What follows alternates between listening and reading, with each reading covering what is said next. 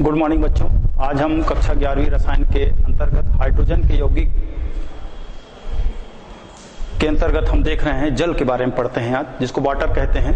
आइए जल का परिचय जानते हैं। इसका जल का जो अणुसूत्र है, जल का अणुसूत्र H2O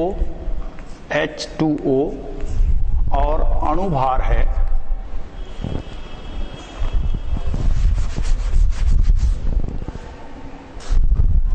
अणुसूत्र H2O यानी दो परमाणु हाइड्रोजन का और एक परमाणु ऑक्सीजन का मिलकर ये बना है H2O, और इसका अणुभार है 18, जिसमें 16 ऑक्सीजन का होता है और 2 हाइड्रोजन का है। तो इस प्रकार इसका अणुभार जो है वो 18 हो जाएगा। आइए इसका परिचय जान लेते हैं। समस्त जीवों का बृहद भाग जल से निर्मित होता है। इसमें मानव शरीर में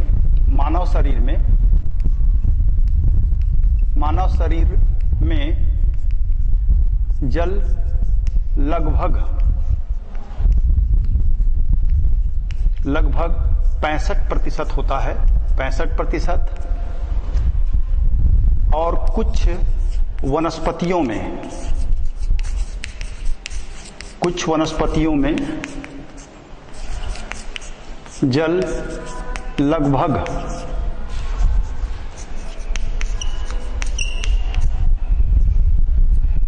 95% होता है। सभी सजीवों के लिए जल बहुत ही आवश्यक होता है, और इसके अंतर्गत हम ये भी देख लेते हैं कि जल एक सार्वत्रिक विलायक है। जल एक सार्वत्रिक विलायक है।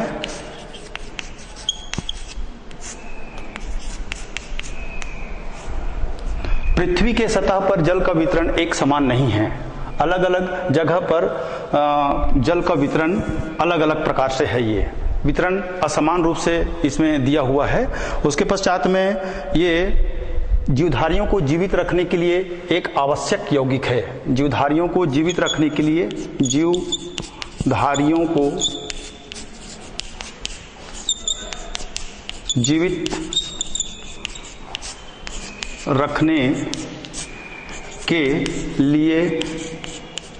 एक महत्वपूर्ण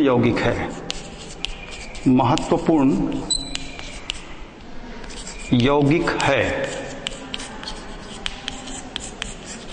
और पृथ्वी पर इसका वितरण एक समान नहीं है। अलग अलग जगह पर इसका वितरण अलग अलग प्रकार से रखा हुआ है ये। और उसके पश्चात में हम अब इसका जल के भौतिक गुणों के देख लेते हैं। कौन कौन से भौतिक गुण हैं जल के? भौतिक गुण,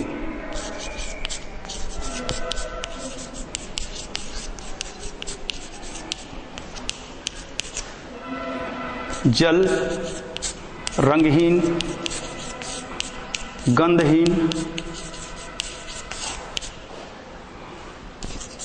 स्वादहीन द्रव है। रंगहीन, गंधहीन, स्वादहीन द्रव है ये। और संघनित प्रावस्था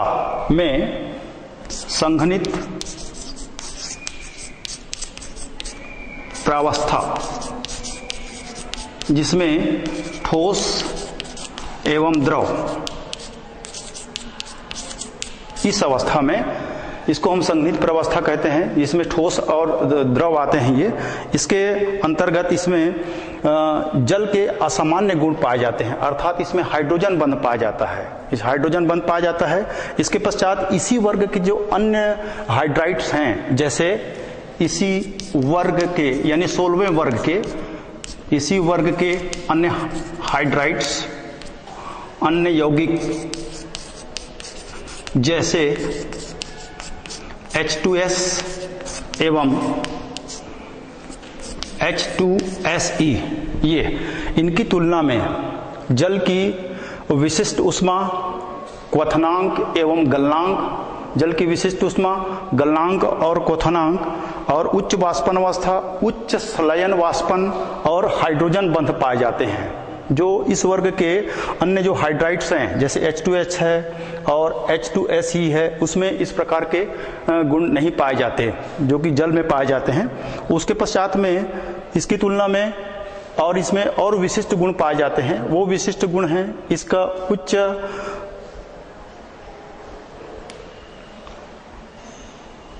पैराविद्युतांक अंक इसके उच्च होते हैं, विशिष्ट ऊष्मा उच्च होते हैं, और इसके अलावा इसके पृष्ठ तनाव और द्विध्रुवी आघूर्ण भी इसमें उच्च पाया जाता है, जो कि इस वर्ग के जो अन्य यौगिक हैं, 16वें वर्ग के अन्य यौगिक जैसे ये H2S और H2SE, इसमें इस प्रकार के गुण नहीं पाए जाते, अर्थात इसमें द्रव में विशिष्ट गुण पाए जाते हैं। उसके पश्चात में ये इसी कारण जीवमंडल में जल का विशिष्ट स्थान रखा गया है।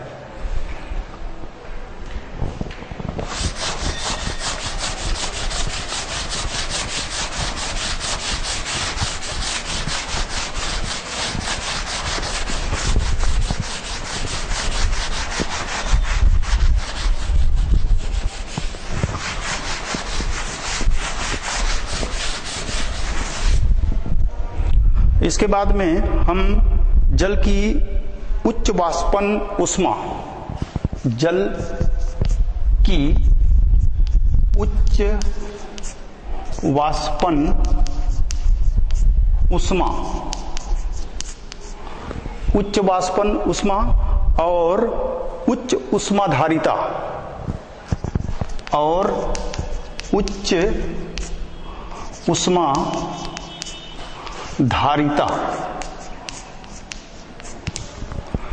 उच्च ऊष्माधारिता जीवों के लिए, जीवों के शरीर तथा जीवों के शरीर तथा वायुमंडल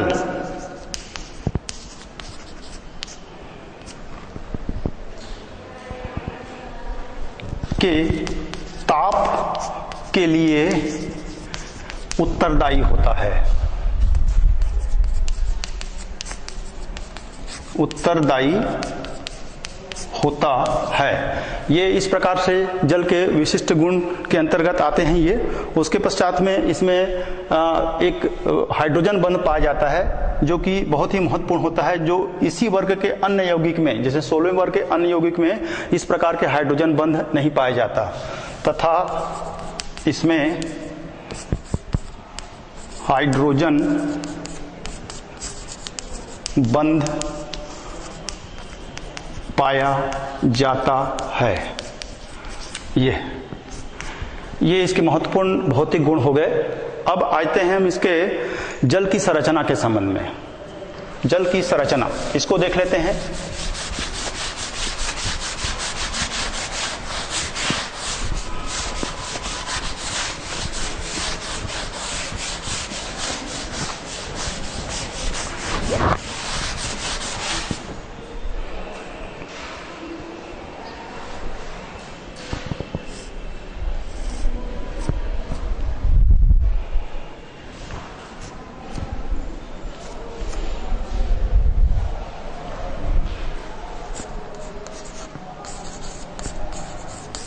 जल की संरचना।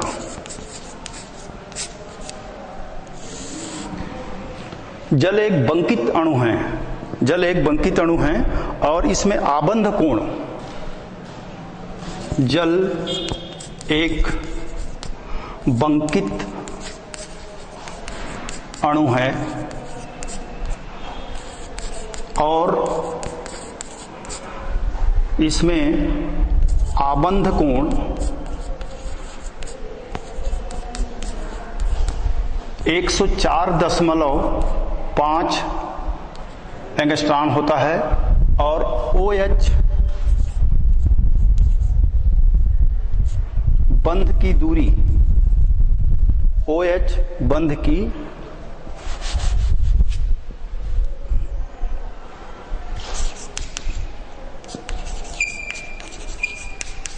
की दूरी 95.7 पिकोमीटर होती है। इसकी संरचना को देख लेते हैं, किस प्रकार इसकी संरचना है।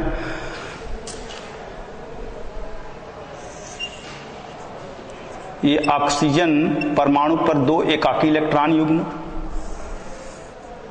और ये हाइड्रोजन के 2 परमाणु,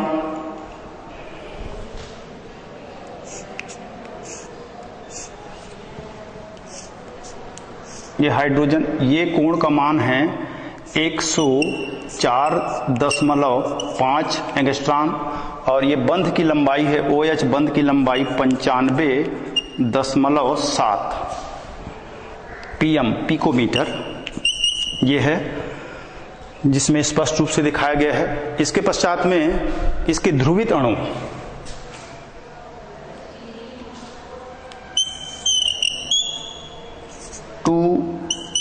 डेल्टा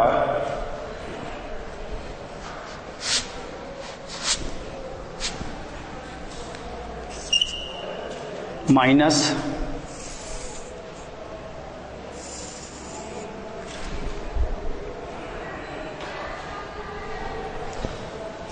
ये 2 हाइड्रोजन परमाणु से जुड़े हुए OH और ये डेल्टा माइनस, ये डेल्टा माइनस और ये इसके ध्रुवित अणु कहलाता है। ये ध्रुवित अणु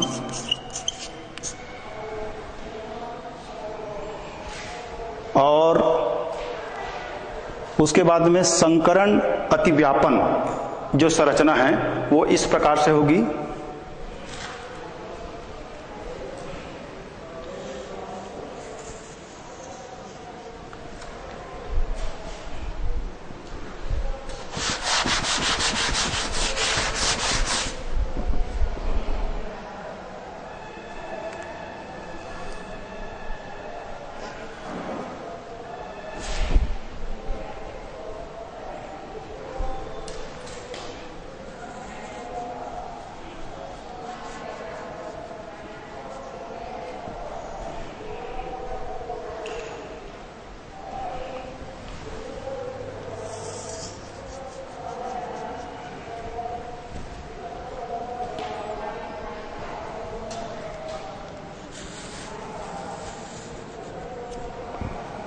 ये 2 हाइड्रोजन परमाणु,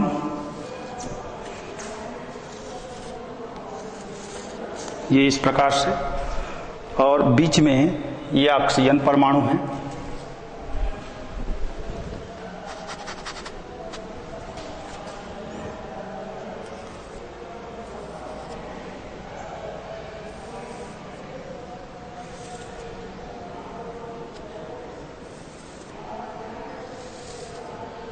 ये इस प्रकार से, ये संकरित कक्षक संकरित अवस्था है। ये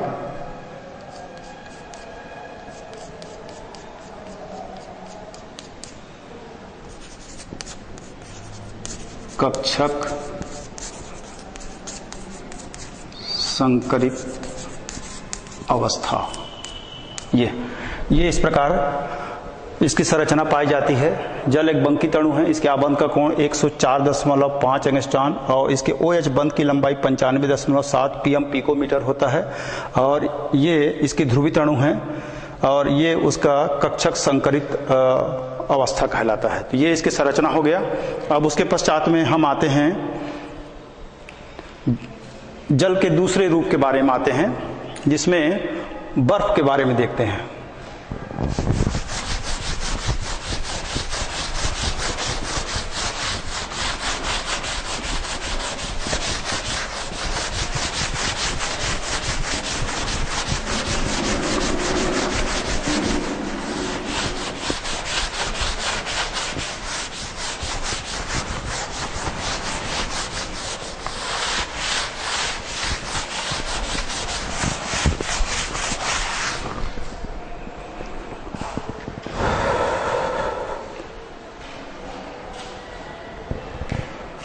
जल का क्रिस्टली प्रारूप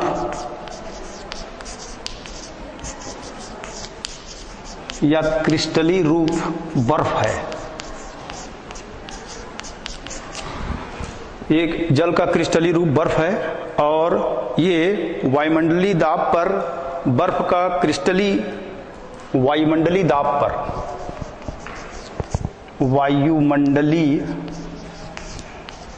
दाब पर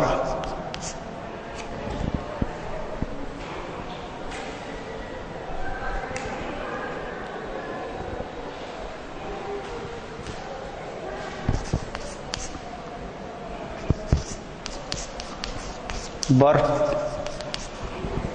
का क्रिस्टलीय षष्ठकोणीय आकृति के रूप में होता है। षष्ठकोणीय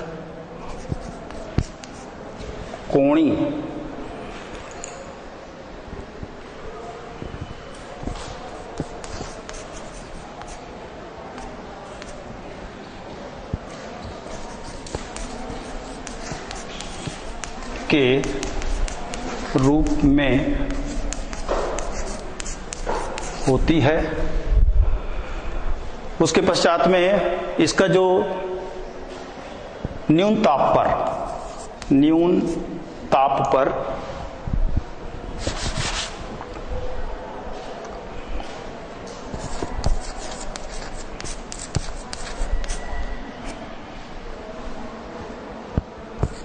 पर इसकी संरचना घनी रूप में होती है। उसके पश्चात हम आते हैं डिटेल में बर्फ की झीलों पर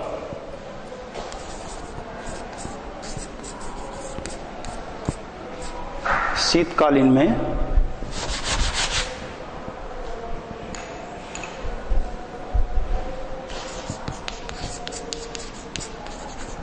शीतकाल में झीलों के ऊपरी सतह पर बर्फ की सतह जम जाती है।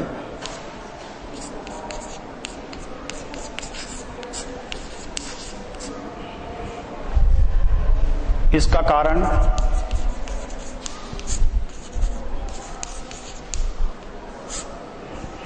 थर्मल इंसुलेशन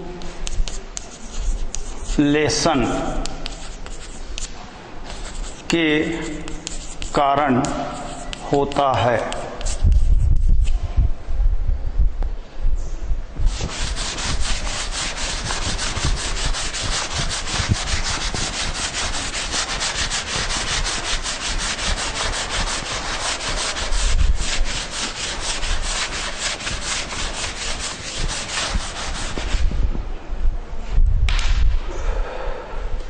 जिससे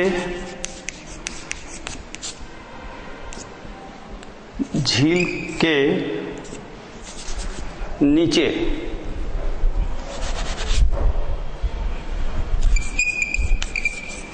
झीलों के नीचे सतह पर जलीय जीव जंतु जीवित रहते हैं।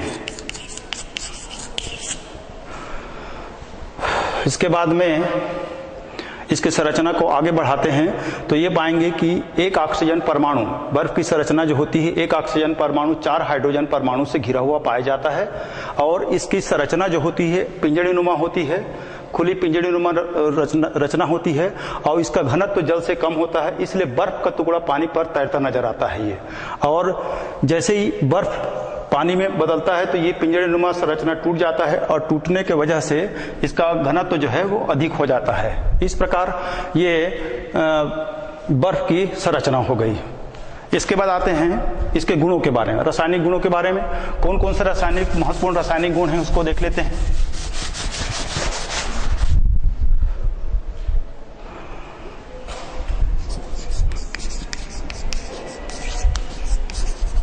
रासायनिक गुण,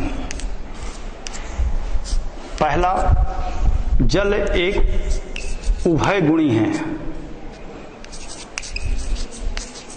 उभय गुणी है, अर्थात जल अम्ल और क्षार दोनों की तरह व्यवहार करता है, अम्ल और क्षार दोनों की तरह व्यवहार करता है। ये अमोनिया के साथ में अम्ल की तरह और H2S के साथ में क्षार की तरह व्यवहार करते हैं। तो ये इसलिए जल एक उभय गुणी कहलाता है, अर्थात अम्ल और क्षार दोनों की तरह व्यवहार करता है। जैसे मैंने आपको पहले ही बताया कि ये अमोनिया के साथ में अम्ल की तरह और H2S के साथ में क्षार की तरह व्यवहार करते हैं। इसके बाद इसका रासायनिक समीकरण को देख लेते हैं।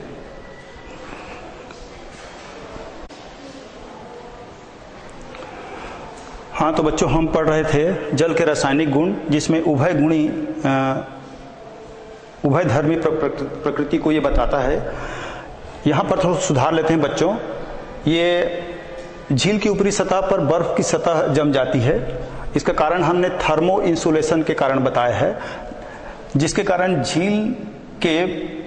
झीलों के बर्फी सतह के नीचे, झीलों के बर्फी सतह के नीचे, सुधार लेते हैं इसको, जिससे झीलों में बर्फी सतह के नीचे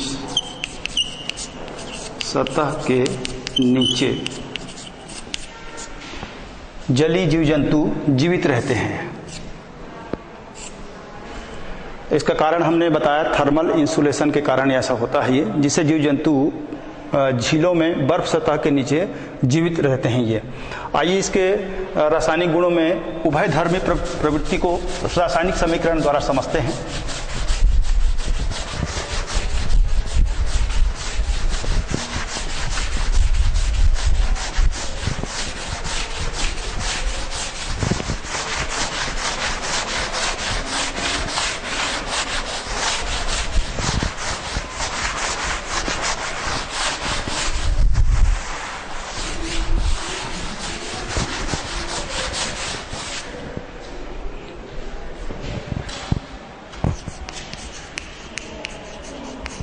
रासायनिक गुण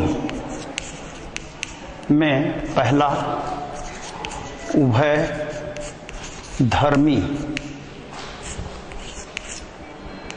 प्रकृति, इसको जानते हैं।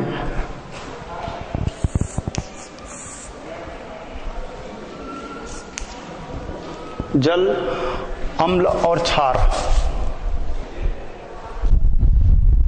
जल अम्ल और क्षार दोनों की तरह व्यवहार करता है, दोनों की तरह व्यवहार करता है। इसलिए जल उभय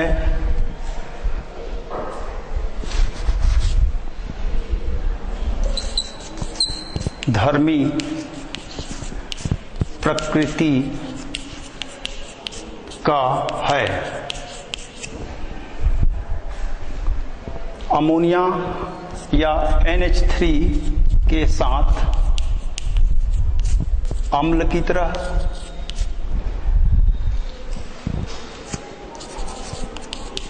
तरह, एवं H2S के साथ जल क्षार की तरह व्यवहार करता है।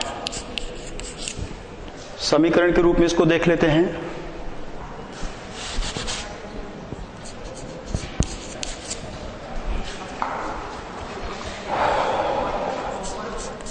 NH3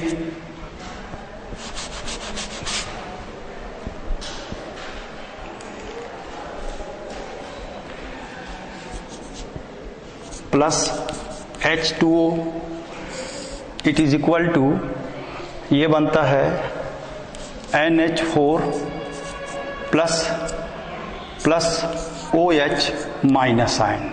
ये इस प्रकार से इसकी क्रिया होती है। और दोनों ये एक्वा रेजिया हैं,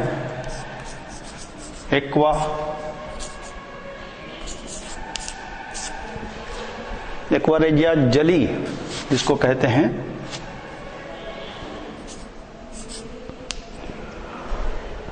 यहाँ का एक हाइड्रोजन परमाणु इनके साथ में मिल गया तो ये NH4 हो गया, ये धनायन बना लिया, और यहाँ पर OH बचा जो माइनस आयन में कन्वर्ट हो गया। इसी प्रकार से, और ये दोनों, ये है आपका लिक्विड अवस्था और ये है एक्वा रेजिया अवस्था। पहला अम्ल की तरह काम कर रहा है इसमें।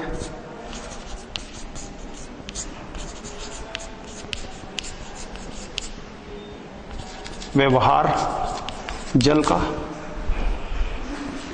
इसके बाद में दूसरा है H2S plus H2O, it is equal to, ये बनेगा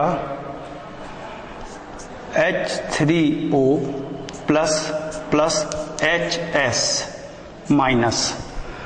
ये इस प्रकार से इसका, ये भी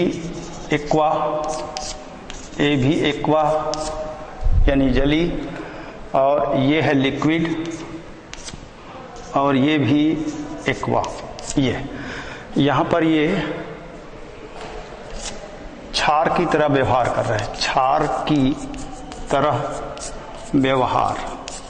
ये इनके उभय गुणी को बताता है, यानी अमोनिया के साथ जल जो है वो अम्ल की तरह व्यवहार कर रहा है, और H2S के साथ जल जो है वो क्षार की तरह व्यवहार कर रहा है। तो ये उसका रासायनिक समीकरण है।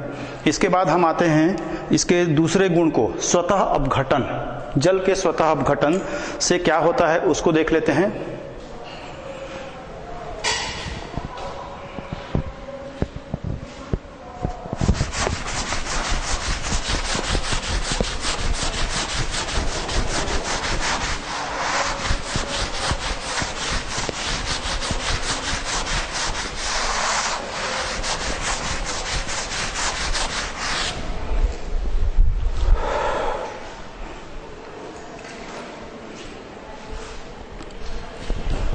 अगला गुण, दूसरा, जल का स्वतः अपघटन।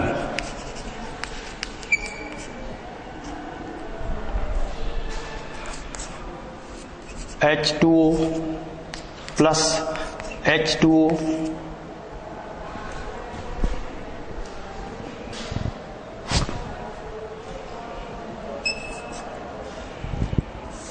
It is equal to H3O plus OH minus ion. ये जल का स्वतः अपघटन होता है ये, इसलिए ये अम्ल एक, ये क्षार 2, उसके बाद में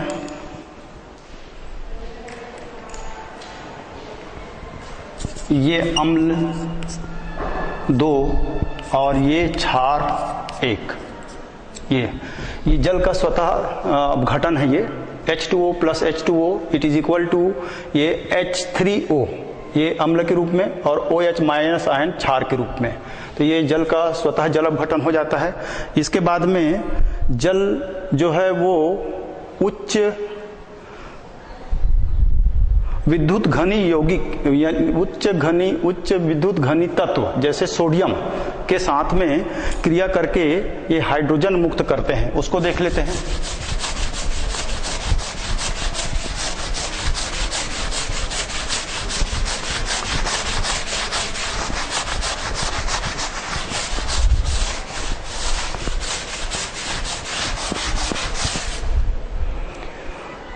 इसका जो दूसरा गुण है उसको बोलते हैं जल की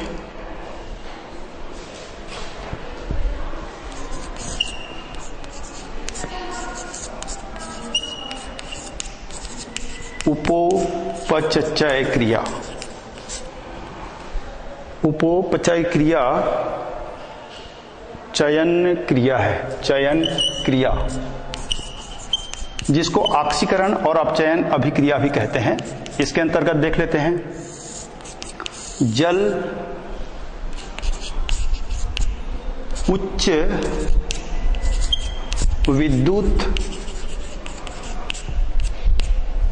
विद्युत घनी तत्व जैसे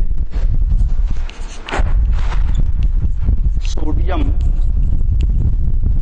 के साथ क्रिया करके हाइड्रोजन अपचयित करते हैं। हाइड्रोजन में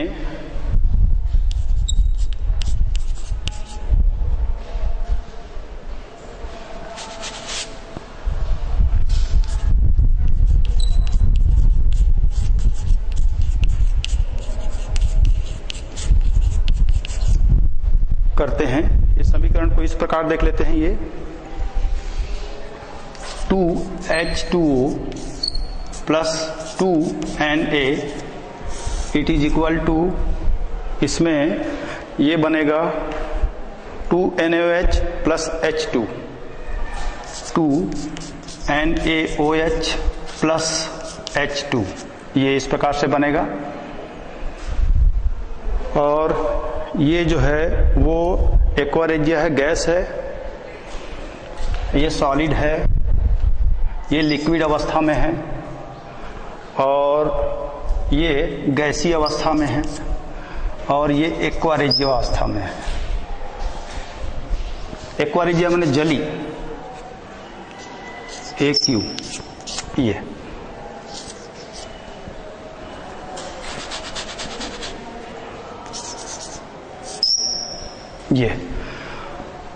जल की उपोपचयन क्रिया जिसमें ऑक्सीकरण अपचयन अभिक्रिया होती है। जल जो है उच्च विद्युत धनी तत्व जैसे सोडियम के साथ में क्रिया करके हाइड्रोजन मुक्त करते हैं और हाइड्रोजन प्राप्त करने का ये प्रमुख स्रोत है। यह क्रिया हाइड्रोजन प्राप्त करने का प्रमुख स्रोत है।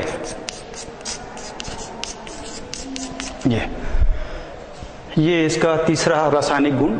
उसके पश्चात आते हैं हम, ये प्रकाश संश्लेषण की प्रक्रिया में ऑक्सीजन मुक्त होती है। प्रकाश संश्लेषण की क्रिया में ऑक्सीजन मुक्त होती है।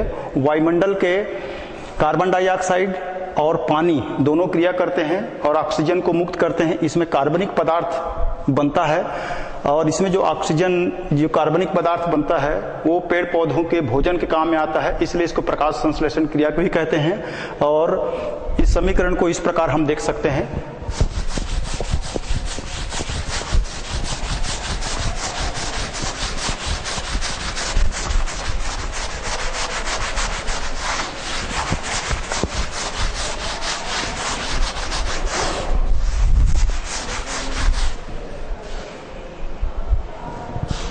चौथा, प्रकाश संश्लेषण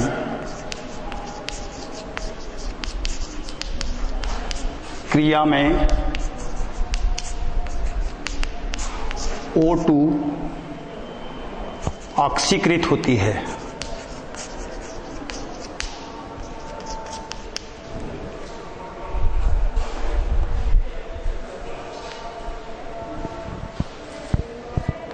होता है। समीकरण इस प्रकार से होगा, 6CO2 plus H2O it is equal to C6H12O6 plus H2O plus O2। ये इस प्रकार की इसकी क्रिया होगी। समीकरण को संतुलित कर लेते हैं। इसमें संतुलित करेंगे तो ये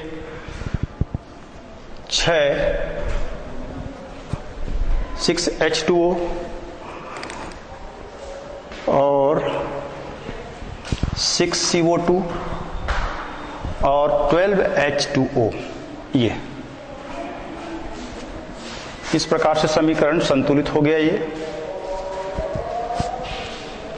प्लस 12H2O। प्रकाश संश्लेषण क्रिया में कार्बन डाइऑक्साइड, वायुमंडल के कार्बन डाइऑक्साइड और पानी ये क्रिया करते हैं तो कार्बनिक पदार्थ बनते हैं। ये कार्बनिक पदार्थ जो है वो पेड़ पौधों के भोजन के काम में आता है, और ये ऑक्सीजन गैस जो निकलती है इस क्रिया में, ये जो है वो जीवधारियों के लिए प्राणवायु के रूप में ये काम करता है। ये सूर्य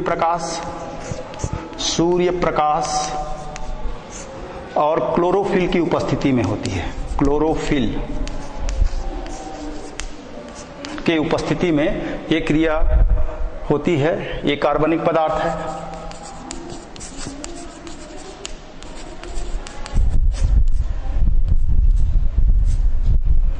तो ये प्रकाश संश्लेषण क्रिया में ऑक्सीजन ऑक्सीकृत होता है ये। उसके बाद में इसकी जो दूसरी अभिक्रिया है उसको देख लेते हैं, वो जल अपघटन अभिक्रिया। जल अपघटन अभिक्रिया में फास्फोरस पेंटाऑक्साइड के साथ इसकी क्रिया को देख लेते हैं।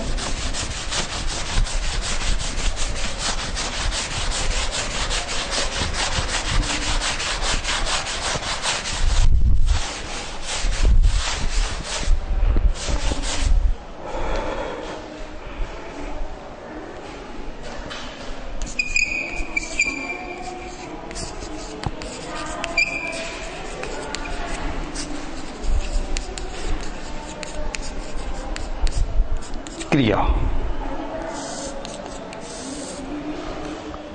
जल अपघटन की क्रिया में इसमें हमने फास्फोरस पेंटाऑक्साइड को ले लेते हैं, P4O10। ये फास्फोरस पेंटाऑक्साइड के दो अणु को हमने लिया है। P2O5 लिख सकते हैं, इसको हमने इस प्रकार लिखा है। उसके पश्चात में ये सॉलिड अवस्था में है, प्लस 6H2O, ये लिक्विड अवस्था में। इट इज इक्वल टू, ये बनता है आपका H3PO4, 4H3PO4। ये एक्वारेजिया। ये जल का अपघटन हम फास्फोरस पेंटाऑक्साइड के साथ करते हैं तो हमको H3PO4 ये प्राप्त होता है। इसी प्रकार सिलिकॉन टेट्रा क्लोराइड के साथ भी कर सकते हैं हम, SiCl4 प्लस H2O। ये इनके साथ अभिक्रिया कराएंगे तो ये बनेगा आपका 2H2O। It is equal to SiO2, silica के ऑक्साइड SiO2। उसके पश्चात में बनेगा 4HCl, ये एक्वारेजिया। इस प्रकार से बनता है ये, और ये सॉलिड है, ये सॉलिड अवस्था में प्राप्त होता है, ये लिक्विड अवस्था में, और ये लिक्विड अवस्था में। ये सिलिकॉन टेट्राक्लोराइड को पानी के साथ में क्रिया कराते हैं, जल अपघटन कराते हैं तो सिलिकॉन डाइऑक्साइड प्राप्त होता है और HCl प्राप्त होता है। तो ये इसकी जल अपघटन अभिक्रिया हो गई।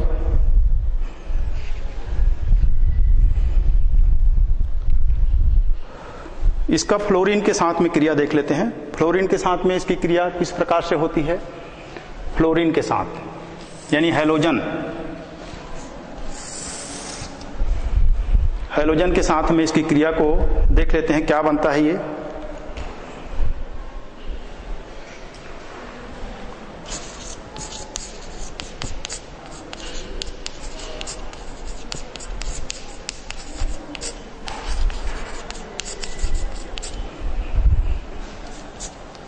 H2O,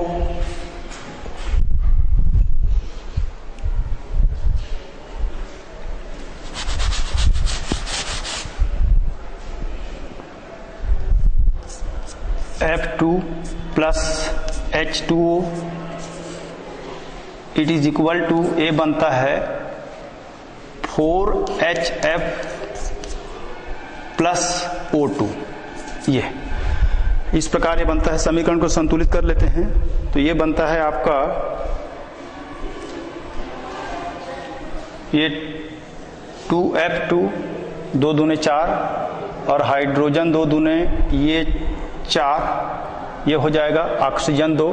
तो ये हैलोजन में फ्लोरीन के साथ में क्रिया हमने देखा, हैलोजन में फ्लोरीन के साथ में पानी की क्रिया कराते हैं तो हाइड्रोजन फ्लोराइड बनता है, HF हाइड्रोजन फ्लोराइड बनता है और ऑक्सीजन गैस इसमें निकलती है।